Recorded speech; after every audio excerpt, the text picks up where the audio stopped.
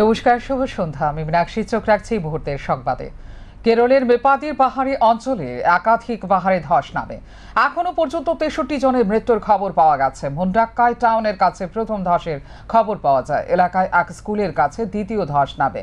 আশপাশের বাড়ি ও দোকানের মধ্যে জল কাদা ঢুকে ভয়াবহ পরিস্থিতি তৈরি হয়। ভেসে যায় একাধিক গাড়ি, ভেঙে দিয়েছে রাস্তা, সেতু। নদীতে ভাসতে দেখা যাচ্ছে মৃতদেহ। ধসের জেরে নিশ্চিহ্ন হয়ে পড়েছে গ্রামের পর গ্রাম। অন্তত 400টি পরিবার আটকে পড়ে। খবর পেয়ে উদ্ধার কাজে নেমেছিল দমকল ও বিপর্যয় মোকাবিলা বাহিনী। ভয়াবহ ভূমিধসে লাফিয়ে বাড়ছে মৃতের সংখ্যা। এই ঘটনায় এখনো পর্যন্ত 63 জনের মৃত্যুর খবর পাওয়া গেছে। মর্মান্তিক এই প্রাকৃতিক বিপর্যয়ে উদ্ধার কাজে নামল দেশের সেনাবাহিনী। পরিস্থিতির গুরুত্ব বুঝে সেনাবাহিনীকে আগেই নামানো হয়েছিল। এবার নৌসেনা ও বায়ুসেনাকেও নামানো হলো উদ্ধার কাজে। রাজ্য ও কেন্দ্র দুই তরফে উদ্ধার কাজ যৌথভাবে শুরু হয়েছে। মঙ্গলবার লাইনচ্যুত হলো হাওড়া মুম্বাইয়ের মেল। ভোর 4:45 নাগাদ দুর্ঘটনাটি ঘটে জামশেদপুর থেকে 80 কিলোমিটার দূরে বড়া বাম্বুতে। লাইনচ্যুত হয় অন্তত 18টি বগি। লাইনচ্যুত হওয়া 18টি কামরার মধ্যে 16টি যাত্রীবাহী কামরা। এছাড়াও বেলাইন হয়েছে বিদ্যুৎ সংযোগের কামরা এবং পেন্ট্রি কার। এই ট্রেনটির অদূরেই লাইনচ্যুত হয় আরেকটি মালগাড়িও। সিংভূম জেলার পুলিশ আধিকারিক জানান, 2 জনের মৃত্যু হয়েছে, আহতের সংখ্যা বেড়ে 20।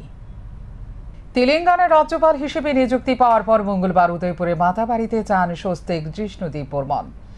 মাতাবাড়িতে গিয়ে রীতি মেনে মায়ের পুজো দিয়ে আশীর্বাদ প্রার্থনা করেন তিনি। সাথে ছিলেন মন্ত্রী প্রণজিৎ সিংহ রায়, বিধায়ক অভিষেক দেবরায় সহ অন্যান্যরা।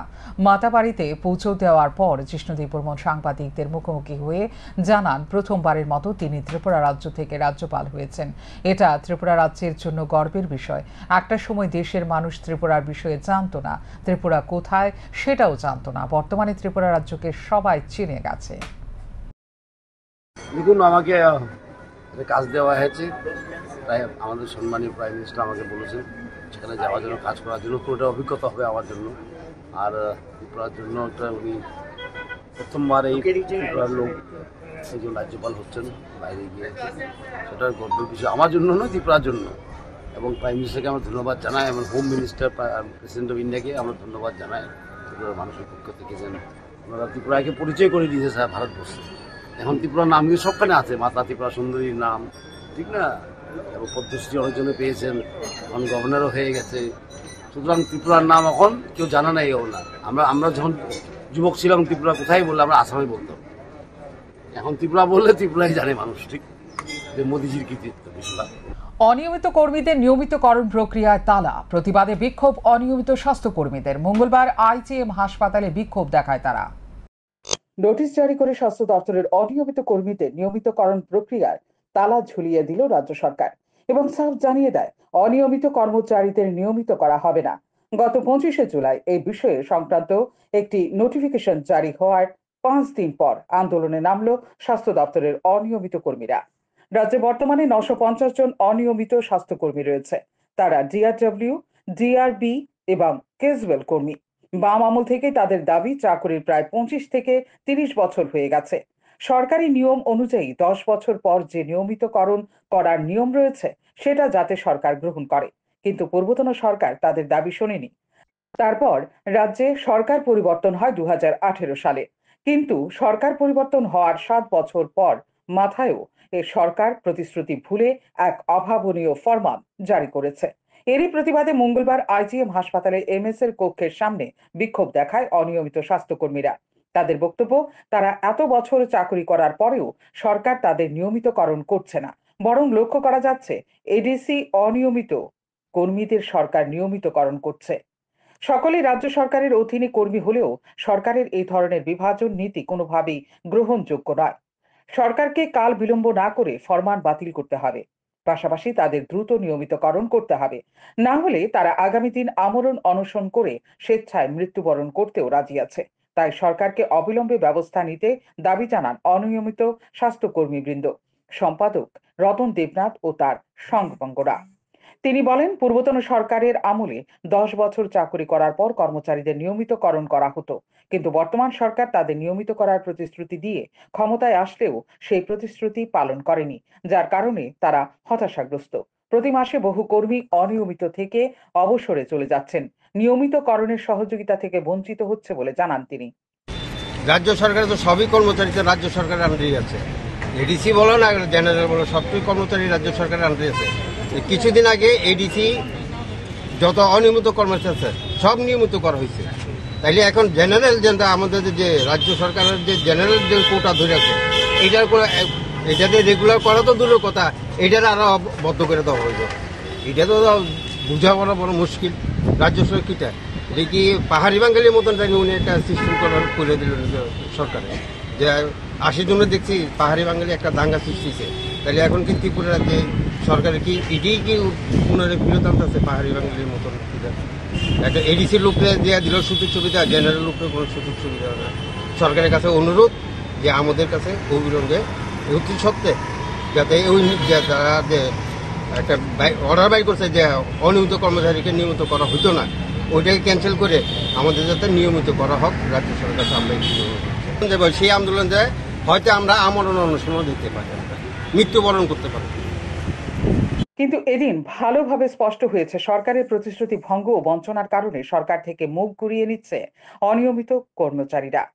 বামফ্রন্ট সরকারের আমলে তাদের জন্য বেতন বৃদ্ধি করা, ডিএ সহ বিভিন্ন সুযোগ দেওয়া হতো, কিন্তু লক্ষ্য করা যাচ্ছে 2018 সালে ক্ষমতায় এসে তাও বন্ধ করে দেয় বিজেপি সরকার। বিশেষ করে এই সরকারের নেতিবাচক ও কর্মচারী স্বার্থ বিরোধী সিদ্ধান্তের কারণে তারা অবসরে গিয়েও পেনশন, গ্র্যাচুইটি, জমানো ছুটি ছাটা, পেনশন সবকিছু থেকে বঞ্চিত হচ্ছে তারা। তবে এই আন্দোলন আগামী দিন কতটা লাভ করতে পারে সেটা আর বলার অপেক্ষা রাখে না। শান্তন টিভি। সরকারি চাকরি প্রত্যাশা করে প্রতিদিন হাজার হাজার বেকার যুবক বয়সোত্তীর্ণ হচ্ছে, আর মন্ত্রী বাহাদুর ব্যস্ত আছেন নির্বাচনী প্রচার এবং রাজনৈতিক ও অরাজনৈতিক অনুষ্ঠান নিয়ে। এগুলি দেখে ধৈর্যের বাঁধ ভেঙে প্রতিদিন রাস্তায় নামছে বেকাররা। হাতে করে গুনছে তাদের বয়স, দিশেহারা হয়ে দপ্তরের কড়া নেড়ে আন্দোলন সংগঠিত করছে তারা। মঙ্গলবার বহু যুবক যুবতী সংঘবদ্ধভাবে টিআরবিটির অফিসে যায়। সেখানে টিআরবিটির আধিকারিকদের সাথে কথা বলে দুর্বলতা খুঁজে পায় সরকারের। চাকরির প্রত্যাশী বেকার যুবক যুবতীদের বক্তব্য, এদিন তারা টিআরবিটি অফিসে এসেছিল কেন টেট পরীক্ষা হচ্ছে না সে বিষয়ে অবগত হওয়ার জন্য। তখনও টিআরবিটির এক আধিকারিক তাদের জানান, এনসিটির একটি মামলা চলছিল সুপ্রিম কোর্টে। সেই মামলা 2024 সালের প্রথম দিকে নিষ্পত্তি হয়। তারপরে টিআরবিটির পক্ষ থেকে রাজ্য সরকারের কাছে লিখিত দিয়ে বলা হয় তারা টেট পরীক্ষা নিতে প্রস্তুত রয়েছে, সরকার যাতে এর জন্য প্রয়োজনীয় ব্যবস্থা গ্রহণ করে। তখন সরকার চালিয়ে দেয় সামনে লোকসভা নির্বাচন, প্রশাসনিক ব্যস্ততা চূড়ান্ত, এই মুহূর্তে পরীক্ষা গ্রহণ করা যাবে না, লোকসভা নির্বাচনের পর বিষয়টি দেখা হবে, তারপর এই বিষয় নিয়ে নির্বাচন শেষ হওয়ার পর পুনরায় রাজ্য সরকারকে অবগত করা হয়। কিন্তু রাজ্য সরকারের পক্ষ থেকে জানিয়ে দেওয়া হয় সামনে ত্রিস্তর পঞ্চায়েত নির্বাচন, সুতরাং পরীক্ষা গ্রহণ করা যাবে না। একের পর এক নির্বাচনের কারণে পরীক্ষা গ্রহণ করা হচ্ছে না। কিন্তু এবার পঞ্চায়েত নির্বাচন শেষ হওয়ার পর যাতে রাজ্য সরকারকে এই বিষয়ে অবহিত করা করে তার জন্য দাবি জানিয়ে সরকারি দৃষ্টি আকর্ষণ করে চাকরি প্রত্যাশী যুবক যুবতীরা। টিআরবিটি প্রধান পরীক্ষা নেওয়ার জন্য এখন সম্পূর্ণরূপে প্রস্তুত। এখন যেহেতু টিআরবিটি প্রধান পরীক্ষা নেওয়ার জন্য প্রস্তুত, তাহলে কেন পরীক্ষা হচ্ছে না? টিআরবিটি প্রধান এই বিষয়ে আমাদের অবগত করেছে যে টিআরবিটি প্রধান রাজ্য সরকারের কাছে একটা দাবি করেছিল যেন এখন আমরা পরীক্ষা নেওয়ার জন্য প্রস্তুত, আপনারা দ্রুত পরীক্ষা নেওয়ার ব্যবস্থা গ্রহণ করুন এডমিনিস্ট্রেশনের মাধ্যমে। কিন্তু তখন রাজ্য সরকার জানিয়ে দেয় যে এখন আগামীতে লোকসভা ইলেকশন, সেই লোকসভা নির্বাচনের জন্য এখন সমস্ত অ্যাডমিনিস্ট্রেটিভ বিজি আছে, তার জন্য পরীক্ষাটা নেওয়া হচ্ছে না। গেল লোকসভা ইলেকশন গেল, লোকসভা ইলেকশনের পরে আবার টিআরবিটি প্রধান রাজ্য সরকারের কাছে অনুরোধ করেছে যে এখন তো লোকসভা শেষ, তাহলে এখন আপনারা পরীক্ষা নিয়ে নিন। তখন রাজ্য সরকার স্পষ্টভাবে জানিয়ে দেয় যে আগামীতে পঞ্চায়েত ইলেকশন আছে, সেই পঞ্চায়েত ইলেকশনের জন্য আমরা এখন পরীক্ষাটা নিতে পারবো না। তাহলে পঞ্চায়েত ইলেকশন শেষ হচ্ছে মোটামুটি আগস্ট মাসের 16 তারিখের মধ্যে ইলেকশন শেষ হয়ে যাচ্ছে। তখন আমরা টিআরবিটি প্রধানের কাছে রিকোয়েস্ট করেছি যে 16 তারিখেও কিন্তু আপনি একবার দয়া করে আবার সরকারের কাছে একটু পৌঁছে দেবেন, যেন সরকার যেন আমাদের কথাটা বিবেচনা করে যেন এক্সামের জন্য একটা প্রিপারেশন গ্রহণ করে। খালি ডাম্পার ও চাল বোঝাই লরির মধ্যে মুখোমুখি সংঘর্ষে নিহত এক, গুরুতর আহত হল আরও ৩ জন। ঘটনা সোমবার গভীর রাতে চুরাইবাড়ি থানাধীন শনিছড়া প্রাথমিক স্বাস্থ্য কেন্দ্রের সামনে ৮ নম্বর আসাম আগরতলা জাতীয় সড়কে। নিহত ডাম্পার গাড়ির সহ চালকের নাম সাজুল ইসলাম। ঘটনা তদন্তে নেমেছে পুলিশ। খালি ডাম্পার ও চাল বোঝাই লরির মধ্যে মুখোমুখি সংঘর্ষে নিহত এক, গুরুতর আহত হল আরও ৩ জন। আহতদের মধ্যে একজনের অবস্থা আশঙ্কাজনক। আহতরা সকলে শিলচর হাসপাতালে চিকিৎসাধীন। ঘটনাটি ঘটে উত্তর ত্রিপুরা জেলার চুরাইবাড়ি থানাধীন শনিছড়া প্রাথমিক স্বাস্থ্য কেন্দ্রের সামনে ৮ নং আসাম আগরতলা জাতীয় সড়কে। জানা যায় সোমবার গভীর রাতে শনিছড়া প্রাথমিক স্বাস্থ্য কেন্দ্রের সামনে ৮ নং আসাম আগরতলা জাতীয় সড়কে বিকট শব্দ শুনতে পেয়ে ছুটে আসে স্থানীয় লোকজন।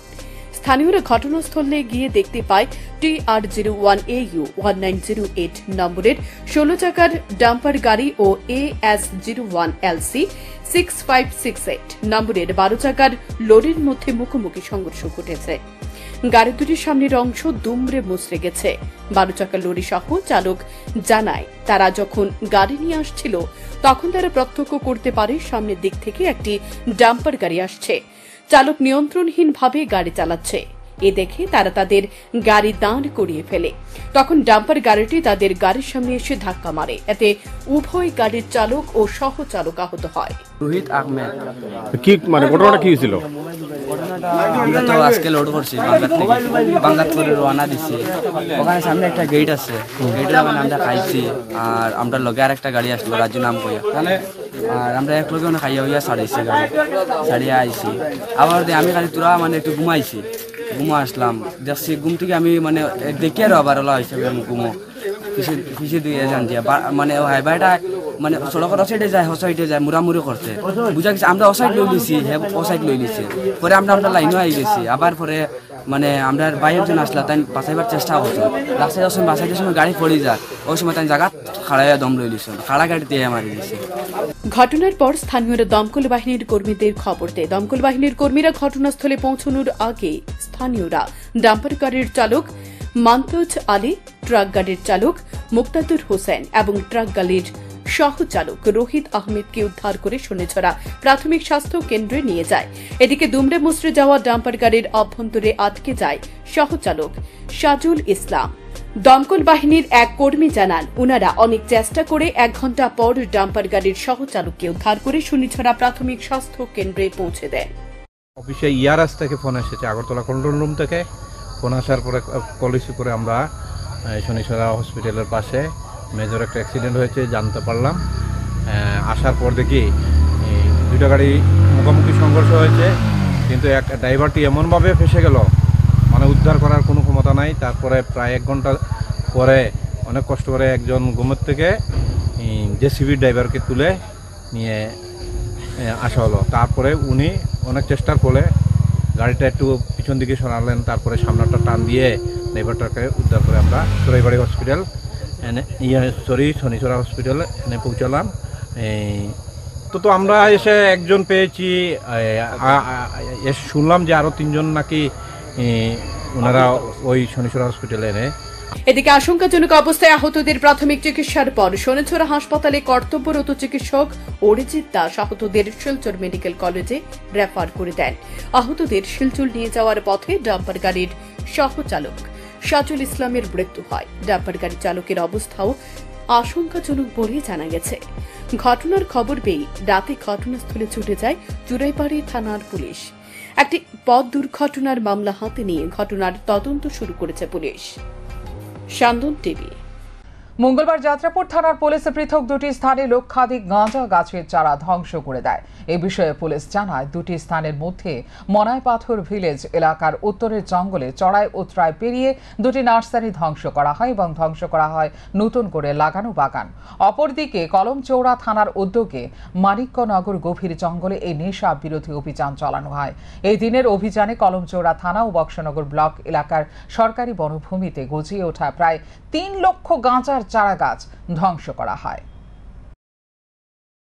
আমাদের কাছে খবর আসে আমাদের মনাইপাথর এডিসি ভিলেজে উত্তর মনাই গ্রামে ভিতরে একদম জঙ্গল সাইডে গাঁজার নার্সারি করা হচ্ছে। এই খবরের ভিত্তিতে আমি এবং আমার inspector Shyamshankar Riyan sub inspector Amar Kishore Debbarma, inspector Arup Debbarma এবং আমার থানার 11 ব্যাটালিয়ন টিএসআর, পিএস স্টাফ এবং আমাদের যে এসএসবি ব্যাটালিয়ন এসছে ওদেরকে নিয়ে আমরা বেরিয়ে পড়ি ওদিকে আমরা উত্তর মনাইয়ের পরে বাকি যে একটা জঙ্গলে অনেক দূর হেঁটে যাওয়া হচ্ছে। ওই জঙ্গলে আমরা অ্যাকর্ডিংলি আমরা ওইখানে গাজার কিছু জায়গায় নার্সারি পেয়েছি, কিছু জায়গাতে অলরেডি প্ল্যান্টেড করা হয়েছে, তা আমরা সম্পূর্ণরূপে ধ্বংস করা হয়েছি। ওইখানে 2টা জায়গাতে একটু তার 1 কিলোমিটারের মধ্যে 2টা জায়গাতেই আমরা খবরের ভিত্তিতে গিয়েছি, 2টো জায়গাতে পুরো ধ্বংস করে এসেছি। তো ওইখানে করলাম। আরেকটা পার্টি আমাদের যেখানে আপনার উত্তর পাহাড়পুরের আন্ডারে একটা নেওরা মোড়ে জায়গা বলে, এটা প্রায় থানা থেকে এদিকে 14 কিলোমিটার, ওইখানেও জয়েন করা হয়েছিল। আমাদের থানার অফিসার ছিল এবং 81 ব্যাটালিয়নের বিএসএফ এবং ফরেস্ট ওইখানে যৌথভাবে ওইখানেও প্রায় বহুদূর অনেক জায়গায় ব্যাস্টে করা হয়েছে। এইখানে উত্তরমনাতে প্রায় আনুমানিক 50,000, ওইখানেও 50,000-এর বেশি হবে। ওই দিন আমরা 1 লাখের উপর গাঁজা নষ্ট করা হচ্ছে। তো আমরা অ্যাকচুয়ালি ইনফ্যাক্ট এখন কাঠালিয়া ব্লকের 21টা গ্রাম পঞ্চায়েত এখন সবগুলো পুলিশ স্টেশনে ভোট হচ্ছে। তো পুলিশ এখন ইলেকশন পলিটিক্যাল ক্যাম্পেইনে খুব বেড়ে গেছে। তো সত্যি আমরা ব্যস্ত, ল অ্যান্ড অর্ডারে ব্যস্ত হওয়ার যখন আমরা খবর পাচ্ছি সকালবেলা আমরা এগুলি গাঁজা নষ্ট করে যাচ্ছি। আমরা তাদের বদ্ধপরিকর, সবসময় আমরা এগুলি করতে থাকবো। আজকে আমরা সকাল 10:30টায় আমরা একটা টিম বানিয়েছি। এটাতে আমি নিজে ছিলাম, থানার ইন্সপেক্টর সৈকত দাস, এসআই অরুণ দেববর্মা, এসআই শান্তিবাবু ত্রিপুরা, অন্যান্য স্টাফ, টিএসআর 11 ব্যাটালিয়ন টিএসআর যেমন আমরা মানিক্যনগর এলাকাতে আমরা যাই। গভীর জঙ্গলে, সেখানে ভেতরে গভীর জঙ্গলে আমরা সেখানে গাজার নার্সারি পাই। তো এই নার্সারি অনেকগুলো প্লট ছিল, সবগুলো প্লটই আমরা আজকে ধ্বংস করেছি।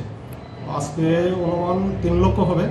তো আপনারা এর আগেও জানেন, আমি এর আগেও আরও 2বার রেড করেছি, এইভাবে গাঁজা গাছ আমরা ধ্বংস করেছি। এখন পর্যন্ত অনুমান 10 লক্ষের মতো চারা গাছ। এখনকার মতো এই মুহূর্তের সংবাদ এই পর্যন্ত। অন্যান্য আপডেটস দেখার জন্য অবশ্যই নজর রাখতে হবে শান্তন টিভির পর্দায়। শান্তন টিভি, দায়বদ্ধতাই যার ঐতিহ্য।